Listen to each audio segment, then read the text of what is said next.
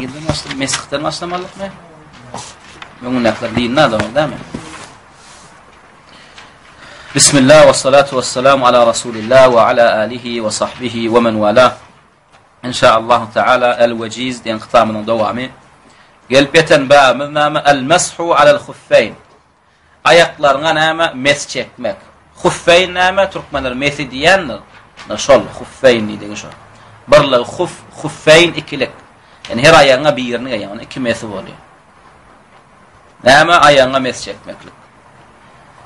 نام ديا إمام النووي رحمه الله قال الإمام النووي رحمه الله في شرح مسلم يعني إمام مسلم صحيح شرح آدم أجمع من يعتد به في الإجماع على جواز المسح على الخفين يعني إجماع علماء دي أجمع دي برغضا هم علماء من يعتد يعني خايث أعلم نام سيد اغتبار على النيان من يعتد يعني بر عالمın sözü ıgtibara alınyan moltanama fil icma bırağıdda nama dediler ala cevazil meshi alal huffeyn ayaklarına nama mesi çekmeklik bolya dediler. Tayyib İmam Nevevi rahimehullah ne için icma nakletti? Yani şeyler nama etti? Karşı çıktılar. Mes çekmek bolonok dediler. Ve terat alanda da ayak yumak bolonoktu yalangıç ayağına mes çekmeli dediler. Şeyler. Şoň şu bäbi ulamalar nämetdiler? Aqida goşdylar. Şunu İmam Ahmed rahimehullah usul-u sünnet diýen kitabyna girende näme diýe? Wa naral masha alal khuffayn. Wa ayaklara mes çekmeklige näme bolýa diýip itiqad etýär. Näme üçin sallylar? Hekin şaýlarda näme diýen? Täret kılanda ayagyny ýuwsaň, ayagyna täretin podulýar. Şaýlarda täret kılanda ayagyny ýuwsaň, täretin podulýar. Şoň üçin şaýlar ayagyny ýuwanak diýene ýalaňaç ayagyna mes çekýär. Emma sünniýlerde näme? Yani täretlikan ayağına mesig eýsen şoňa mes çekse bolýar. Taýip mezhep mi? Ýok, hemme alimler. İslamda bir alimyň sözüne itibar berilýän bolsa näme? Mes çekmek bolanok diýen ýok, icma. Şunlukdamy? Nirede fis-seferi wal-hadar tapaud ýok, sawaun nidi. Şunun ýolagçy bol ýa-da öýde bol. Sefer ýolagçy bol ýa-da wal-hadar ýa-da öýde bol. Hukmannal, öýde bol, ýolagçy bol den. Mes çeksen bolýar. Kana li hajetin aw li gayriha. Yani ma täşlik çek ya çekme tapaw diyor. Şununmy? Mes çeksen bolýar diýdiler. Hatta yejuzu lil mar'atil mulazimati beytaha wez-zamini alladhi la yemshi ve inma ankarathu eş-şi'atu vel khawaricu ve la yu'taddu bi khilafihim. Hatta nama ayala da caiz diye mes çekse. Näil ayala el mulazimati beytiha. Yani öýünden çykmana turýan ayala mes çekeýinni. Fenäme bir ýeje unydyň dowamyny mes çekibelýär. We zemin niýlän näme? Oturo keselilere zemin niýlän. Käbir adamlar näme plan oturo bolup durdy ýani yani ayakdan bilen galýar. Oturo keselilere ellezî la yemşi yani ýöremekden galyp näme oturo kesel bolýar. Şolary çendem näme mes çekse bolýar. Tayyib. Ve innema ankaratu eş-şi'atu vel-khawaric. Mes çekmekle inkar eden kim şaýlar bilen näme hawarişler diýär. Ve la yu'taddu bi khilafihim. Hawarişden şaýlan näme hilafiне de itibar ýok. Şunuňmy? Şaý bir meselede gurlady, gurlemedi biz üçin den. Yani şaýlar musulmanlar. Şunuňmy? Hawarişler bir meselede gurlady, gurlemedi biz näme den. Hatta hawarişlere selef alimden köpüsi näme kafir diýär. Şunuňmy? Awal aslında hawarişler ihtilaf var. Muslim mi muslim değil. Kafir diýmediklerem näme? Ali radıyallahu anh bir sözüne ıqtimad etdiler. Ali'den hem soruldy näme? Ekuffaruhum diýilen, olar kafir mi diýen? La minel kufri farru diýdi. Ya kafirlige düşmejek bolup näme?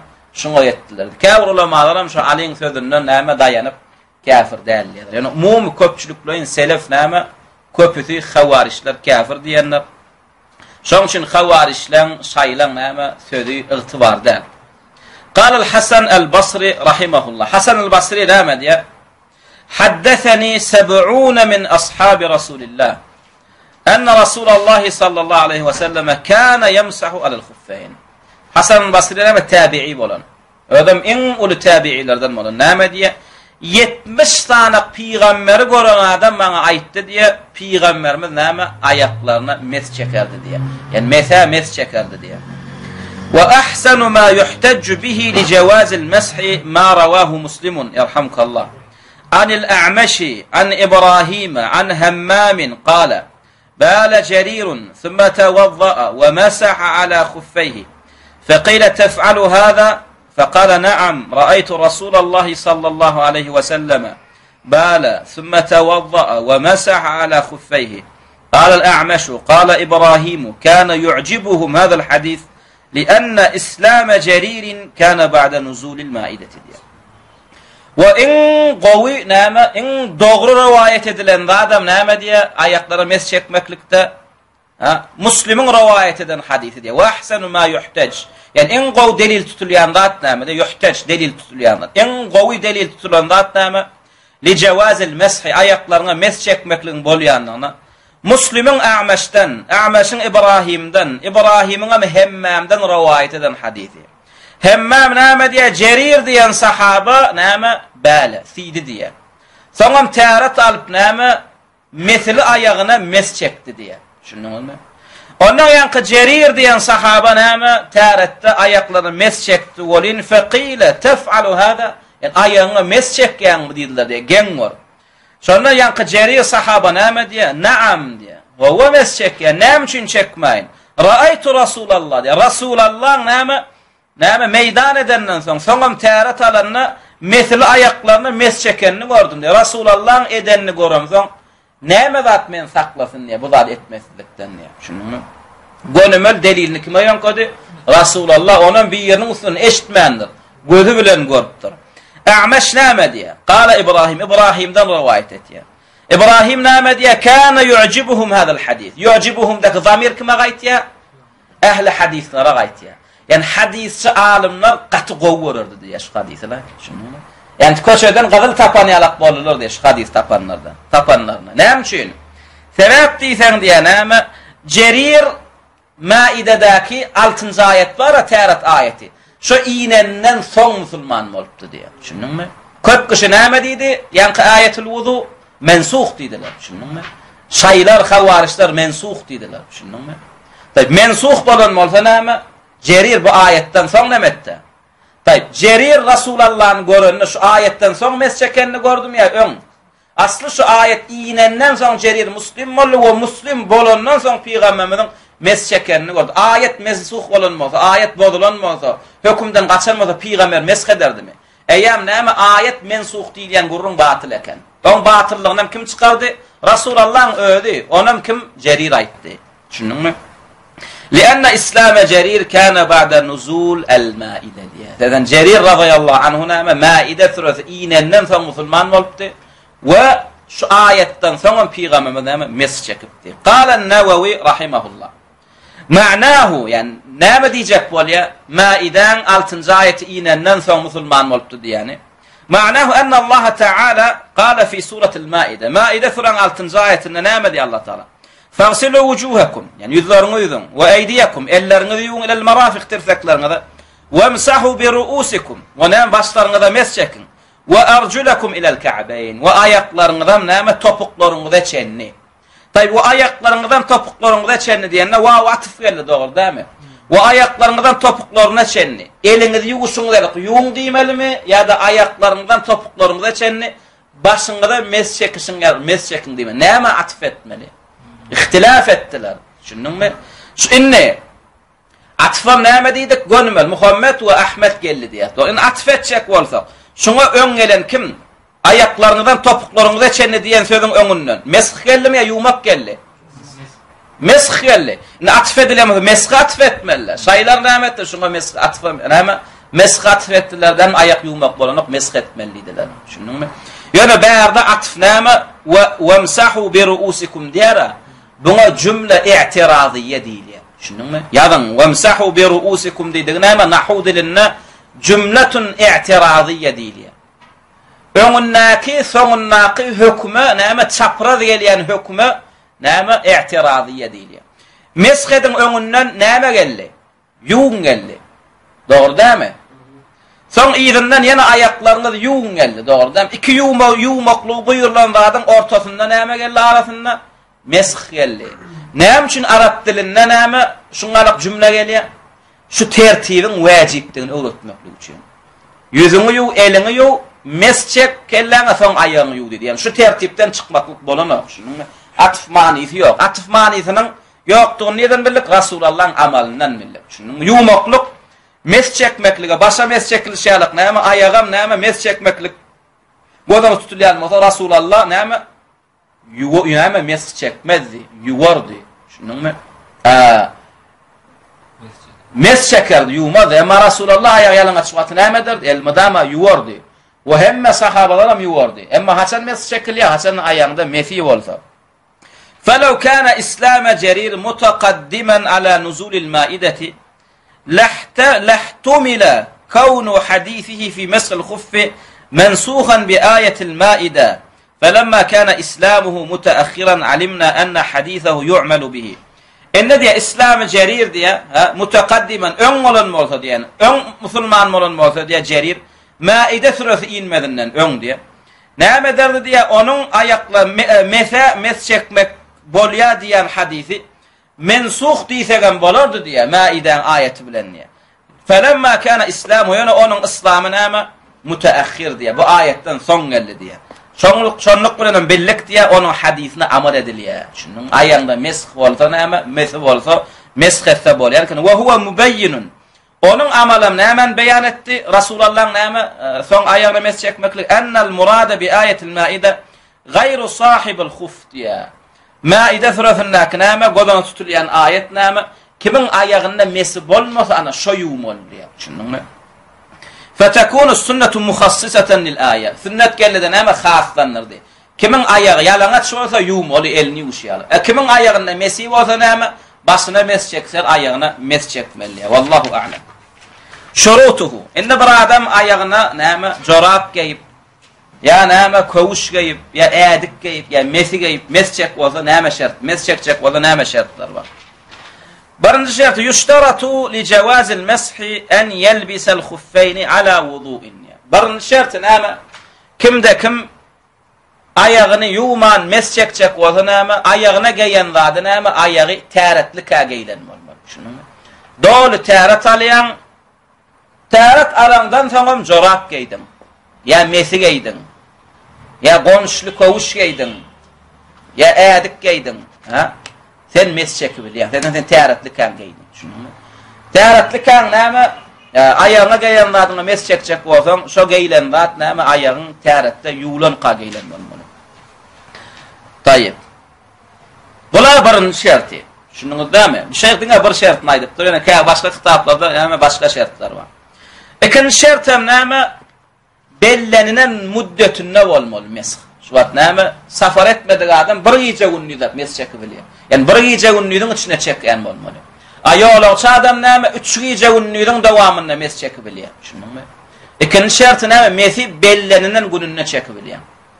Üçüncü şert näme geýen mesiň mesedilmeli ýerine näme örtýän bolmaly. Yani ayagyna geýlen zat ayagyňda bir zat badilen hökmüni almaly.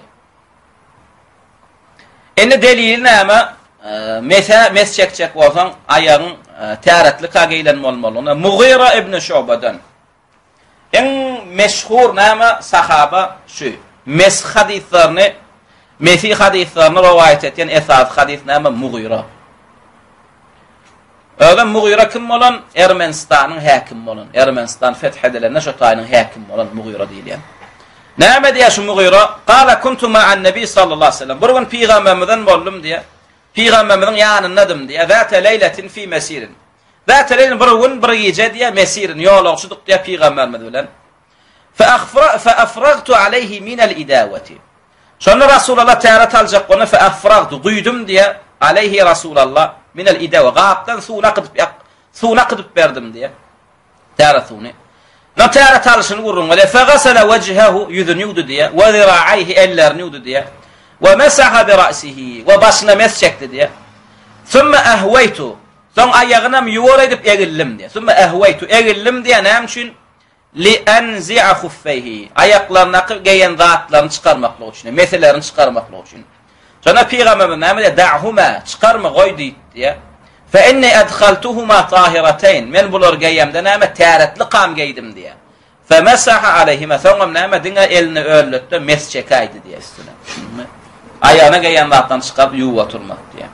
Şutada Resulullah näme etdi? Yani men arasda qa geydim diýdi. Täratly qam geydim diýdi. Yani şutada düşünýäs näme? Yani ayağına mes çekecek bolsam geyen zatdan näme täratly qam geylen bolmaly. Enne muddetul mesah diye. Mesi çekmeklik muddeti. Ýolagçy adam näçe unnap mes çekibilýär, öýde oturan adam näçe unnap mes çekibilýär. Olam aldan gelýär. Birinci hadise Buhari Müslim'de, ikinci hadise men ahirki aljak hadise Müslim'de gelýär, Nesai'de gelýär. Näme diýär Ali radıyallahu anhu? Qala ja'ala Rasulullah sallallahu aleyhi ve sellem 3 ayyamin ve layalihinna lil musafiri ve yawman ve leyleten lil muqim. Peygamberimiz sallallahu aleyhi ve sellem ýolagçy adama 3 günni zat näme ursat berdi diýär, mes çekmeklige. 3 ayyamin ve layalihinna diýdi, 3 gece günni lil musafiri ýolagçy adama. Ve yawman ve leyleten ve bir gece günni näme lil muqima. Muqim yani ýolagçy däl adam. Ýolagçy adam näme 3 gece günni zat mes çekibilýän eken, öýdeki adam näme bir gece günni zat. Tayyip, ýöne şeyh bir zat aýtmandyr bäde. Olam muddeti kaçan başlaýar 3 gece günniýden. Ya bir gece günniýden muddeti kaçan başlaýar. Ulamalar näme 3 mezhep bar. Bir ulama diýär mes geýen wagtyndan başlaýar diýär. Şugun saat 2'de, gün ortan 2'de geýdiňmi, ertir saat 2'e çenni mes çekibilýän diýdiler. Bu birinji mezhep. İkinji mezhep näme diýär? Birinji täret bolan wagtyndan başlaýar diýär. Täret qyllym, sonra mesi geýdim. Saat 2'de. Saat 3'te de täret bozdum. Şunuňmy? Ertir saat 3'e çenni ýöreýär diýär. Şunuňmy? Üçüncü mezhep näme diýär? Geýen wagtyndan başlanak, täret bolanyndan başlanak danym mes çeken wagtyndan başlaýar diýär. Şuň ertir namazyna täret geýdim. Täret qyllym. Sonra mesi geýdim, dogry näme? Öýlede de täret boldum. Öýle namazymy okabam täretimi boldum. İkinni namaz üçinem täret kılamda mes çekdim. Näme ertir ikinni namazyna çenni gitdiýär diýär. Şunuňmy? Birinji mes çeken wagtyndan başlaýar diýär. Şunuňmy? Yani aslında haçan geýipdirin ben. Ertir namazyna geýdim. Öýle çennem täretim bozmadım. Öýlämi okabam täret bozdum. Zaman täretsiz gezdim ikinni çen. Ikinniň azan aýtdym, näme etdim? Täret qyldym da aýagyma mes çekdim. Şu mes çeken wagtyndan başlaýar. Haçana çenni? Ertir ikinni çen. Edil ýolagçy komşoň galyp. Näme etdi ýolagçy? Ýerden täret qyldy mesi geýdi. Dogry dämi? Mara gitdi. Ertirini şo täret bilen okudy. İkinnisinem, agşamynam, ýatsysynam mara baranna täret boldy. Täret boldum ýatdy da ertir ýerden täret nam ertir namazyna täret kylana mes çekdi. Ana şondan aňryk 3 gün hasap etdi. Şunuňmy? Eň rajiham şu 3-nji mezhep. İbn Useymin'em, Şeyhül İslam İbn Teymiyye'de, Şeyhül Elban'em, İbn Baz'em, yani muhakkik ulamalarım. Hemmesem, en doğrusu näme diýär? 3-nji mezhebinki diýär. Geýen wagtyndanam täret bolan, birinji bolan täretindanam hasaplanak danym, birinji mes üçin ulanan wagtyndan başlaýar. Şunuňmy? Şoň üçin biri käwir adam bir tärete 5 wagt namazyny okuýar. Ýerden täret kyldy, namaz okudy, mesi geýdi, dogry dämi? Akşam yatsysını okabam täret boldy, şo meses bilen ýatdy. Soňra ýerden turdy, fejir namazyny okuman, ertir namazyny okuman. Ertir namazyny oturanyny täret kylany mes çekdi. Şu muqimam bolsa şo mese ulanandan ulanan wagtyndan başlap ertir bir gün geçenli. Şunuňmy? Muddeti şondan başlanýar. Şunukdami? Enne mahallul meshi ve sifatuhu. Enne niyetine mes çekmeli. Mesin üstüne elim sürtmeli ya aşağına sürtmeli ya goncuna sürtmeli niyetine sürtmeli. Näme diýär? El mahallul meşru meshuhu zahrul khuffi diýär. Näme şeriatda näme mahalli mesedilýän ýerini ýerdiýär. Mesin arkasy diýär. Arkasy diýen üstü. Zahr diýdi üstü. Üstüne mes çekili, aşağına mes çekilenär. Dawanyň aşağına dälerim üstüne mes çekilýär. Delili kimden? Li kavli Ali ibn Abi Talib radıyallahu anhu. Ali näme diýär? Law kana ad-dinu bir-ra'yi lakana asfalul khuffi awla bil-mashi min a'la. Laqad ra'aytu Rasulullah sallallahu alayhi ve sellem yamsahu ala zahiri khuffihi diýär. Ali näme diýär? Law kana ad-dinu bir-ra'yi. Eger din nilýän zat näme? Oy pikir bilen çözülýän zat bolsa diýär. Lakana asfalul khuffi Bolordu diye mesin aşağı yüdü, huffun esfeli aşağı yüdü. Evla haz haklı bil meshi meshedilmeklige min a'la üstünden ne? Yani adam yörenne geyen mesinin aşağı kapalan ya üstü kapalan ya. Aşağı kapalan ya. Şunun mu? Yani maksat meshetmekle arasalamaklık bolsa diye aşağı haz hakkılar arasalamaklıktan ya. Yani onu da üstüne ediliyor diye mesh. Şoň üçin din akıllan çözülen ok diye. Din dine qala Allah qala Rasulullah. Şoň üçin näme laqad ra'aytu Rasulullah yemsahu ala zahiri huffayhi. Gözüm bilen gördüm Rasulullah ne mes çekenne mesisinin üstüne mes çekerdi diye düşündüm. Ama akıllan çözülýän men özüm aşağına mes çekecek diye düşündüm. Şu hadis nerede çıktı?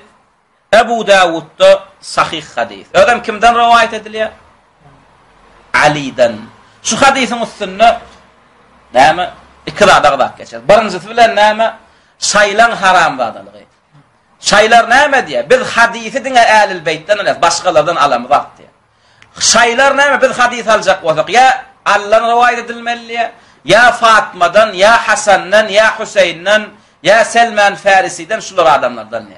Tayyip Allah'dan hadis gelip oturuyor. Ne yapsın Allah naklar? Düşündün mü? Olar dine bu gurrumu adamlar ağlamak düşünüyorlar. Olar dine hadisi kimden alıyorlar? Şeytandan alıyorlar. Yevreylerden alıyorlar. Ama hakikatten Allah'dan hadis alyanmalılar. Allah'ın hadis almalı, mes çekmeli. Ayaklarını mes çekip yormalılar. Näme mesin üstüne mes çekmeli. Bular näme hiç kimden hadis alanaklar. Bular şeytanın hadis alıyorlar. İkinci bir näme ulamalar biraz Ali radıyallahu anhu'nun näme sözünü gollamadılar. Düşündünmü? Rasulullah eden vadi delile de layık, akla da layık. Düşündünmü? Akıl bilen üstü mes çekilmeli. Arasalanmaklık maksat bolsa diye adam yörenle nirs kapalan ya. Koğuşun aşağı kapalan ya. Enne sen niye mes çekende elin öllep yenen emesen kapa näme çiğ koşulda çırşalı ya. Önküden beter kapalan ya diye. Düşündün mü? Şoňşun akıllam näme diye üstünü sürttü ya. Şunun akıla da ters gelene.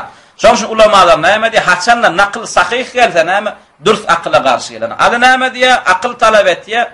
Arasalanmaklık o aşağına etmeli. Yo aşağına näme dine gumun hapası erbetmi ya da nim palçığın hapası. Palçığın hapası. Emma sen mesbilen gedip bakın aşağına gum çırşalda senem on näme su degirsen yörösen ýene öňküden beter näme çiğe hapa ýokşy. Öňküden beter hapalanjak. Şoň üçin näme Rasulullah üstüne näme mesgelen akla da ters gelene gaýtam Rasulullah eden akla da gabat gelýär. Şunun ýene umum alyn diýjek bolýanlar näme umumy bir zatda delil geldim aklın ulanma diye. Şunun Rasulullah üstüne etti ya.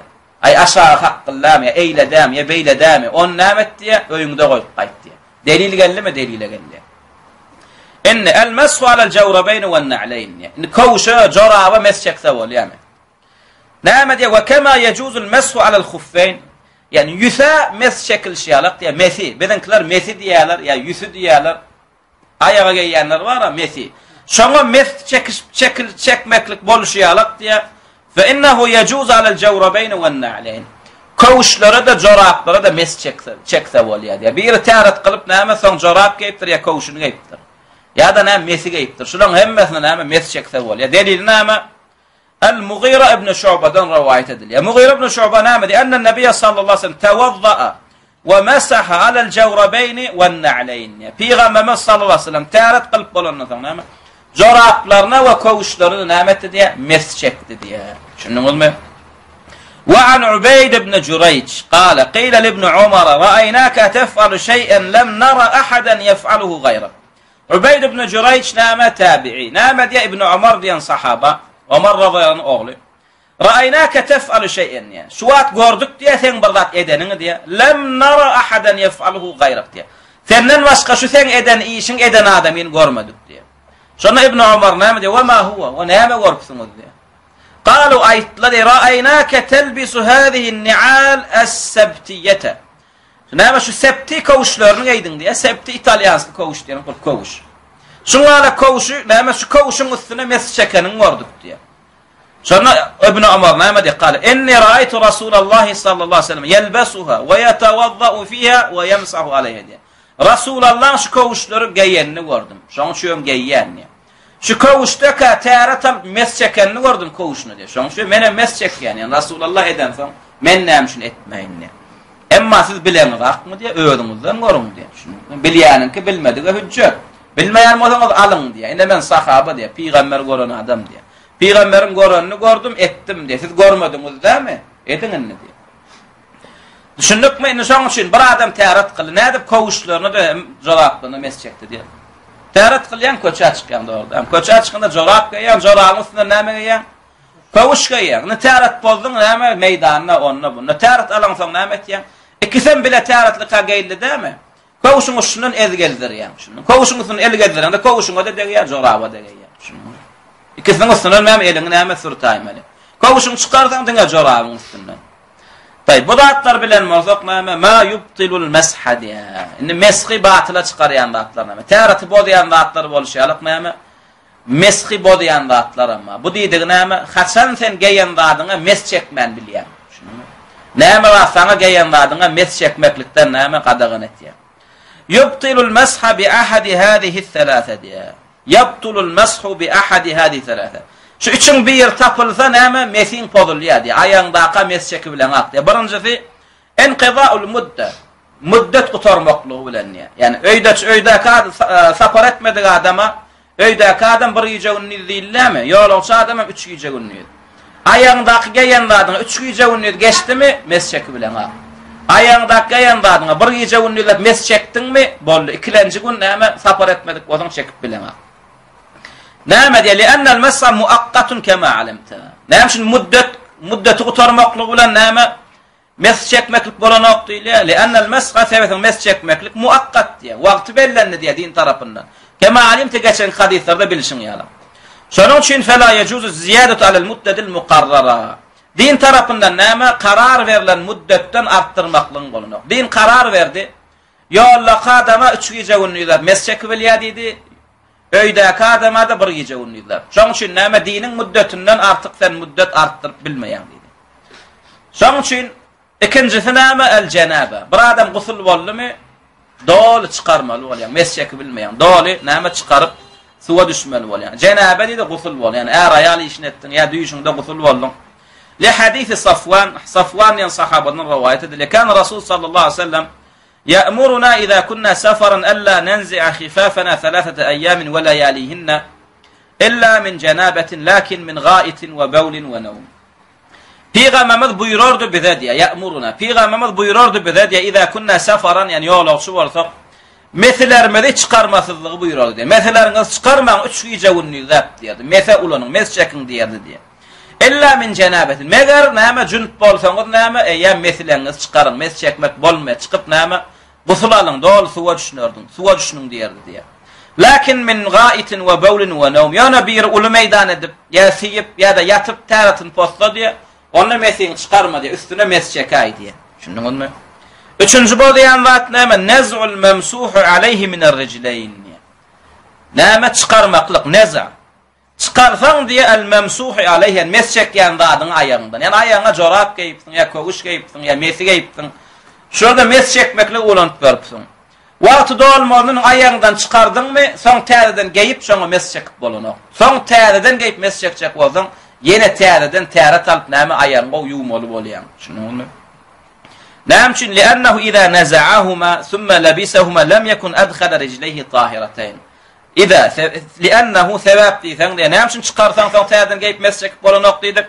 Li'annahu sebäbi sen ya iza naza'ahuma ol kysym çykarsaň aýagyndan soň ýene täzeden geýsen diye eýem sen onu lam yakun adkhala rijlayhi tahiratayn aýagyny näme arasta halyna ýulan halyna näme geýmedigi bolýar diye. Şertem näme mesgat çek bolsaň täretde aýagy ýulan näme aýaga geýmeli bolýar diye. Şunuňmy? Täretim baka çykardym, ben şu täretim bolmakdan täretim geýdim. Mes çekip ber. Dur täzeden aýt. Täretim bar. Awa çykardyň soň geýdin. Ben täretim bolmak soň geýdim. Mes kılıp ber.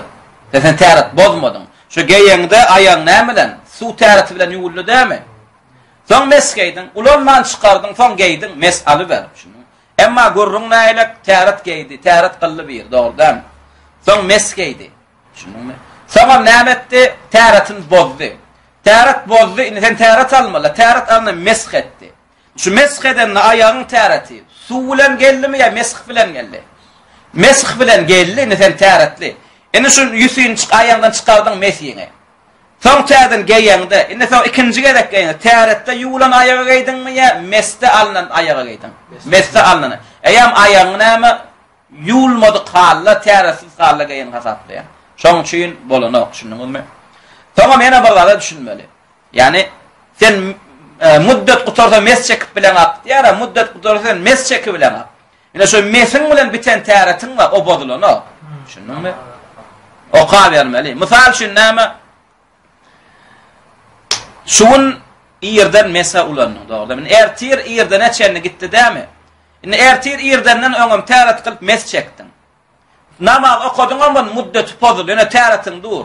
Şu täretin bilen ertir namaz çeni bozmasaň oka ber. Ýöne mes çekip bilemem. Şununmy? Nüştada käwir faýdalar berer. Faýdatun inqida'il muddeti ve naz'ul mamsuhi alayhi yubtilanil masha wahdahu diýär. Yani muddetin gutarmaklygy de inqida'ul mudda. Yani muddetin gutarmaklygy. Ve de diye nez'il memsuhi aleyhi ya da mes çekilýänlerden çıkarmaklygy diye, çıkarılmaklygy diye. Yubtilanul mesha wahdahu diňe mesh etmekligi batyla çykyr. Mesh edip bolanok diye. Şo maana düşünýär. Fela yecuzul meshu in olukna ta'dan mesh çekibilmeýän diye. Hatta yetawazza ta'tarat alyansan ve yaghsila rijlayhi ve ayaklanan şu ta'ratda yumaly. Son geýilýänçe diye. لكنه ينادي إذا كان متوضئا حين النزع الممسوح عليه أو انقضاء المدة فإنه باق على وضوئه. ينادي أول تارت بولمدق bolsa diye mesetin çıkaranna ya muddeti qutarana näme alan tarati durdu bodulanokdy diye. فإنه باق على وضوئه. Onun näme tarati galyandy, tarati bodulanok diye. Yusalli bihi ma şa'a hatta yuhdis. Ta pozyan şataratin ya näme? Näçe işlete namaz oqa bersin diye. Birinji faýda düşündükmi?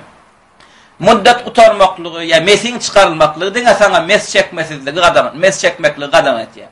Emma muddeti utaranna ya mesin çıkaranda taratin bady bodan okdun. Bolly taratin durýa taratin nemeligine, tarattilligine bodulanok. İkinji faýda diýär men labisa jawrabayni ala taharatin thumma masaha alayha ونزع الأعلى بعد المسح جاز له إتمام المدة بالمسح على الأسفل. إن بعد نام ديا بيرتارت على النظر إكغت جراب كيف ديا. من لبس جوربين على طهارة. كم تارت على النظر جوربين إكغت جراب كيف ديا.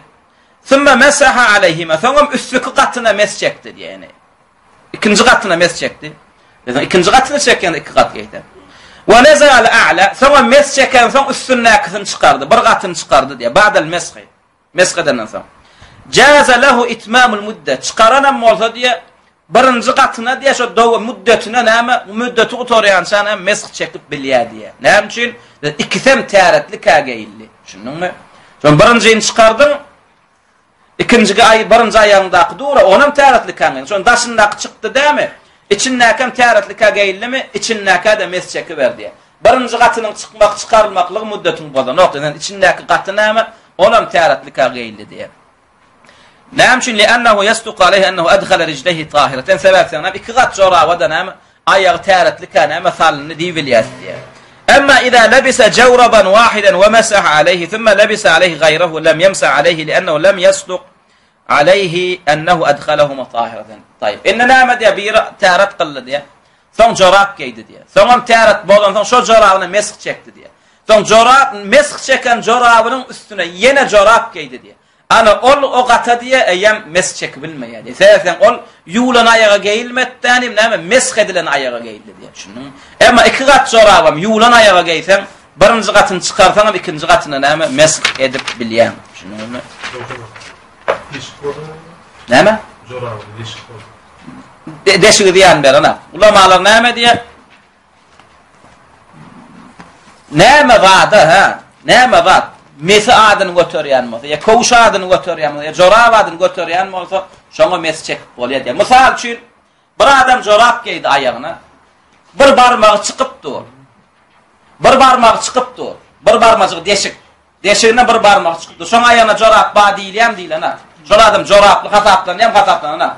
Şoňa mes çekip bolýar. Bir adam jorab giyipdir, ökçejiği çykypdy, ýertilipdir. Şol adama jorably diýip bolýan diýip bolana. Diýip bolýar, mes çekip bolýar. Bir adam jorap giyipdir. Diňe barmağının ucu yapılýar, ýartam ýok, soňa üst çagaşy bar. Jorap bil diýilýär, aýaňdaky näme o diýilýär. Şunuňmy? Oňa eýen bolanok. Şunu bir adam mes giyipdir, näme? Käwrene jaýryklar bar, deşikler bar. Şunuňmy? Şo deşigen bolsa şoňa mesi diýilýärmi diýilenär? Diýilýär, mes çekse bolýar. Şunu. Tamam aslında oğlan da şu mesihini Allah Teala urfat berdi. Ne için urfat berdi? Yeňille üçin. Emma Hanafiler näme rahimahumullah şeýle bir şert goýdular. Şeýle bir şert goýdular. Iň soňunda bolan şertini öwrenen adam näme diýär? Iň gowsy men yuwaýyn näýdi. Aslında yuwmaklykdan hem has ansat bolar ýalyk mesh etmeklige urfat berdi Allah Teala. Mesige isen ya jorap isen ya kowuş isen. Ve Hanafiler şertini okuyan adam näme diýär? Ay bolýar men yuwaýyn, yuwmagan sat bolýar olan şertinden. Şerti näme?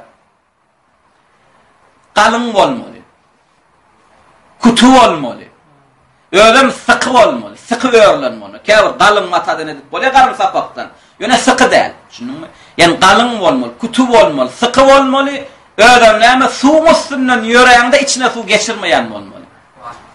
O wagtda kowuşda tapylana, o şunuňmy? Öýlem deşigi 3 deşikden artyk bolmaly. Oňa ýam wasfy näme ýok, kowuşda tapylana, kowuşda da näme? Suwdan ýöreseň suw geçýär. Owa. Şoň üçin näme biziň hanalim, biziňkiler mesige ýanam o diýdine çendige ýalar. Ýok, topukdan geçse bolýar. Şunuňmy? Topukdan geçse bolýar.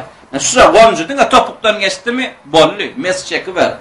Şoň üçin aslında mesih diýilýär mat näme? Diňe musafir adam däl, ýolagçy adam däl. Bir adam öýde 24 saat öýden çykanak, şoňa da mes çekse bolýar. Şunuňmy? Şoňa da mes çekse bolýar. Maksat näme? Yeňillik. Emma olar näme aslında hikmete düşünmediler.